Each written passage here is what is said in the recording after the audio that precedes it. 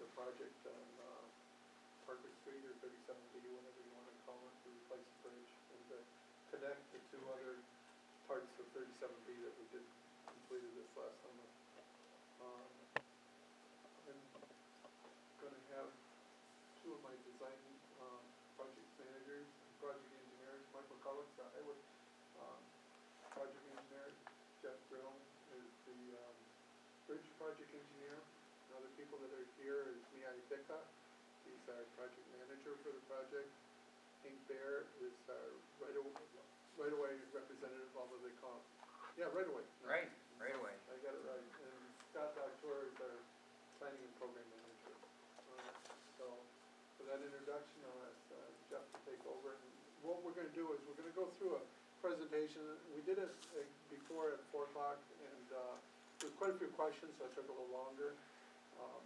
We're going to do the same thing. If you have questions, you can interrupt, or hopefully we get done in a reasonable amount of time, and then you can talk to us individually if you want to talk later on about the project. Can you summarize some of the questions that you raised at 4 o'clock meeting maybe at some point? I don't know. That's trouble having two meetings. You don't know. Yeah, there were, yeah, maybe as we go through, we'll try to clarify things as we go through. Okay. Alrighty. I'm going to talk about the bridge and where we're at with the condition of the bridge and how we got to where we are. The project overall starts at the North Main Street intersection, goes down 37B, all the way down to East Orvis. It's not good for me. We're seeking your input on this. We don't live here, you do. You might know something about the project and the project area that we don't know, we'd like to know. We haven't really decided on any alternative yet, so we're seeking input on that especially. I encourage you to fill out the comment cards that are on the table over there if you didn't get one already with the brochure. You can either drop it off tonight or mail it in. And as Bob said, feel free to ask questions.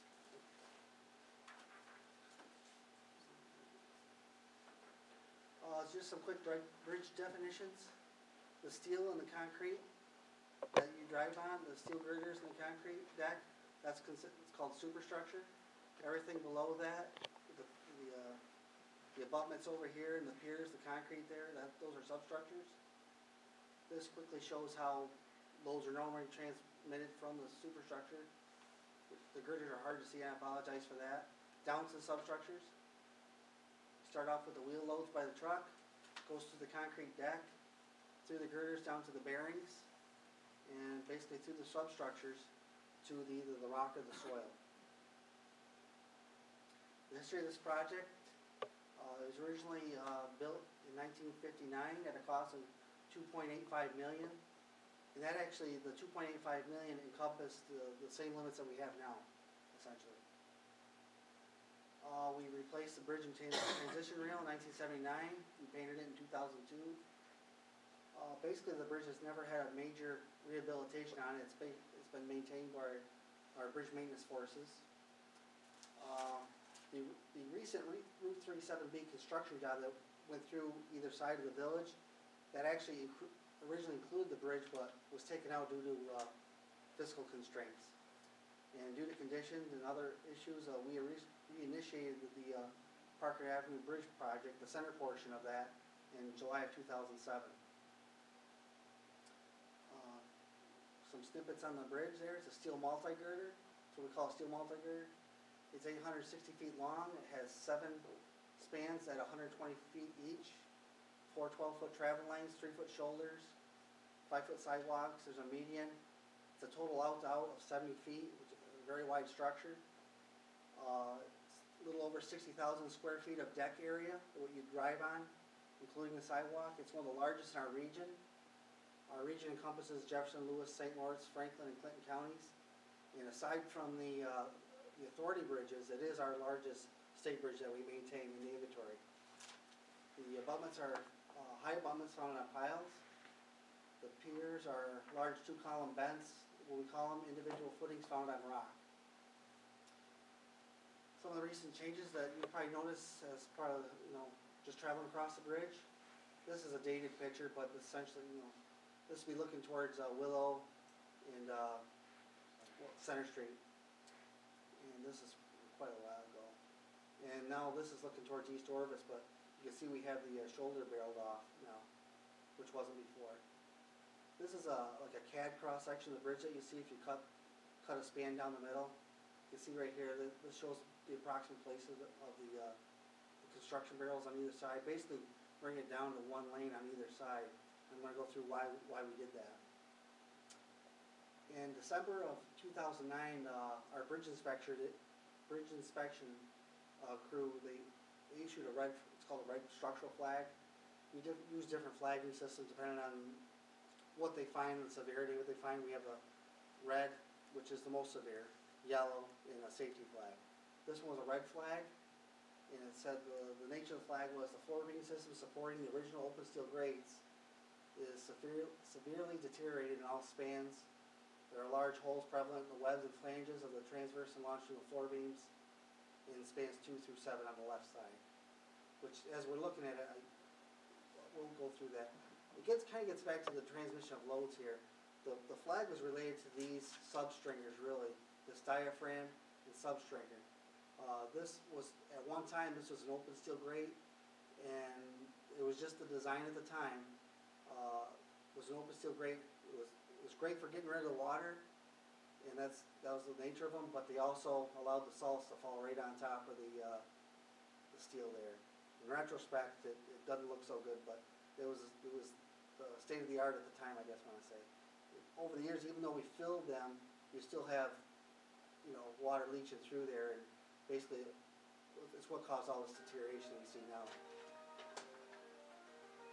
The loads normally want to go through the grates, the substringers, through substringers to the diaphragms, and to the main girders. Cool. But when you're going to see, when you have these are deteriorated, that load transmission is no longer possible, or there's load paths around that, but it's not functioning as designed at that point. And these are the ones that was flagged, the ones in question. There's deterioration along these substringers and these diaphragms here. They're considered primary members, just like the steel, because they directly carry load. There's some deterioration there. There's the open steel grate. This is some deterioration there. You see there's actually holes through that right there. We're showing you the kind of the worst of the worst. We're not trying to scare you, but this is what leading us to closing those lanes. And there's a lot more section loss there, you can see. So that led us to close the shoulders and restrict it to what you see. It puts all the load just on the main girders and gets rid of the outside stuff. Then in July of last year, we had a red PIA. A PIA is a prompt interim action. Basically, we got to get right on top of it. And there we had a punch through in the deck. And this is something we don't like to see when we look up. We don't like to see daylight coming through our decks.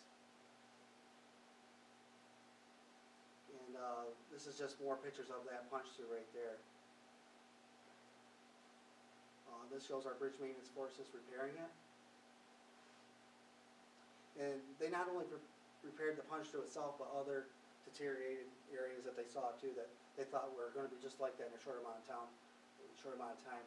Not only in that lane as you went towards Center Street, but also on the other side, I guess more southbound side towards East Orvis. They looked at both of them. Most of the deterioration was on the northbound segment. And there you see the majority of the repairs are on that, the segment that goes towards Center Street. Just those repairs being progressed up through. This is our bridge inspection rating. This is right out of the latest one.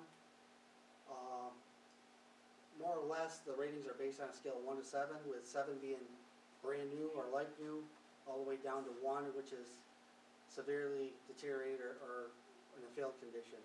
So 1 through 7 is what you want to keep in mind. Those are the bulk of the ratings. And anything 4 and under we consider a deteriorated condition. And you can see the wearing surface, mainly because of the patch, you received a 4 on all the spans. Another main point here is that the structural deck and the primary members, mainly those substringers again, got a low rating because of their deterioration. You can see the paint and the joints are rated low as well. What are we looking for next? This is what's gonna happen next. I don't think they're out there now, but in a very short amount of time, you're gonna see low posting signs go on either end of the bridge,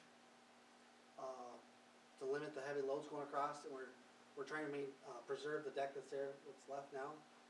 This will still allow school buses to go by, but it will obviously limit, like fully loaded tandems or tractor trailers won't be able to.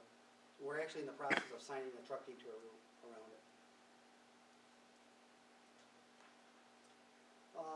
The other side of we looked at the superstructure, now we're gonna look at the substructures.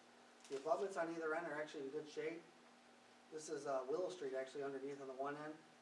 The abutments are actually in pretty good shape. You can see from the ratings there's really not a lot of deterioration there. We're getting to the piers. The piers are large, they're very massive. There's approximately 300 cubic yards of concrete in each. They're 50 feet high. Those are 6-foot diameter shafts right there. They get a little bit bigger at the plinths at the bottom. They're to protect against stream and debris and ice. But they're very big. And unless you go underneath Willow, you really can't appreciate how big these piers are. There shows a picture of one of our people up next to them. You can see how massive they are. They're two large 2-column beds, raked to rock.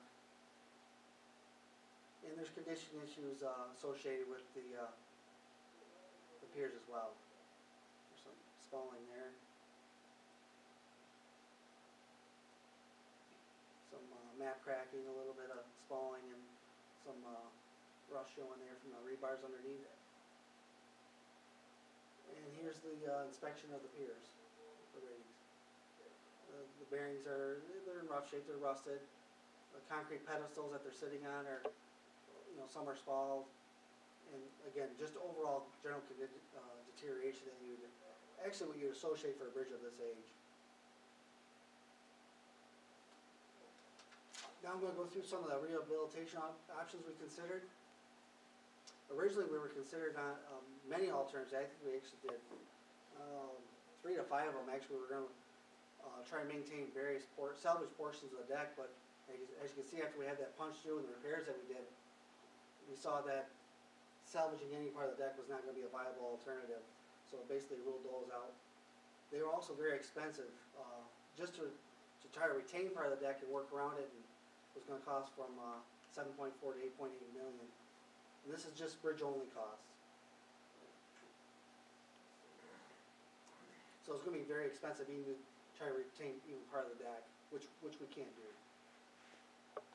Another option we considered reshuffling the existing steel. We're going to repaint it, basically get rid of all the bad parts on the outside, bring it down to a 2-lane bridge with sidewalks,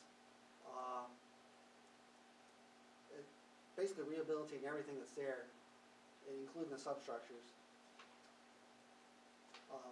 This option, shuffling the new steel, putting it towards the center, turned out was not technically feasible. It also would have been expensive as well. 7.2 million. This is what that would have looked like. Reshuffling the steel, we would have painted them, probably put new diaphragms in here. These are called diaphragms between the girders. These would have been new. The girders would have been old.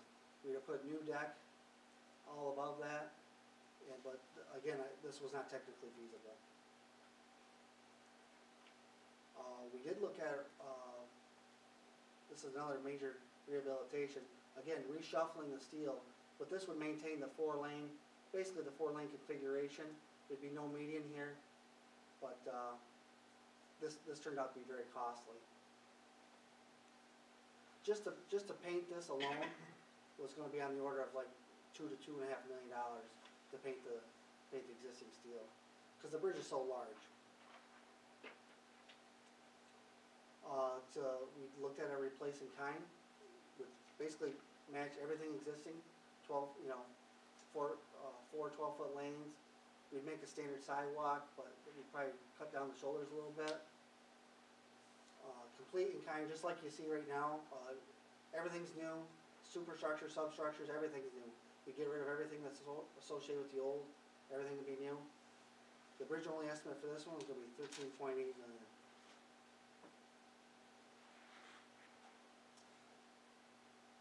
Bridge replacement. This is everything new, just like the last one, except for we're going down to a 2-lane bridge. The traffic volumes that we have out there, they're like approximately 4,800 vehicles a day. Really does not justify a 4-lane bridge. So we're looking at a 2-lane bridge. And the first one we looked at, basically we show a sidewalk here, we get an alternative with a sidewalk on both sides. What you see here with sidewalk on both sides was gonna cost $9.83 million. A sidewalk, just exactly with one sidewalk on one side, exactly what you see here, was gonna cost $8.9 million. So basically the cost of additional sidewalk is gonna be, approaching $1 million, $930,000. We did pedestrian counts of the bridge back in September of 10. It was like September 16th. Our guys were there from 7 in the morning till 7 at night. We got ped counts. And we saw a lot of kids using the bridge because there's schools in the area. But we, overall, between one side and the other, we counted a total of 58 pedestrians. So going forward, the department didn't see a need to put 2 sidewalks on, just for that count of pedestrians. They could easily be accommodated on one sidewalk. Okay, so we have a viable bridge